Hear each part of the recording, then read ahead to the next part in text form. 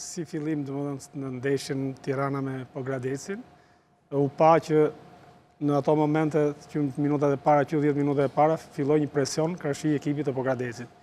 Si duket edhe Pogradeci kishte ndërtuar lojën në mënyrë të tillë që me kundërsulm ose në fazat të ndryshme të lojës të godiste Tiranën. Minutat e para, u pa një epërsie e vogël krashi ekipit të Pogradecit. Por minutat duke nga mezi i minutës, nga mezi pjesës parë, minuta 20-25, Pogradeci doli përballë ekipit të Tiranës, domethënë dy lojtarë që janë lojtarë shumë të mirë, lojtarë golshënues të ekipit të Pogradecit, dolën përballë me porterin dhe për çudi nuk shënuan gol, dhe do ishte një disfat i jashtëzakonshme.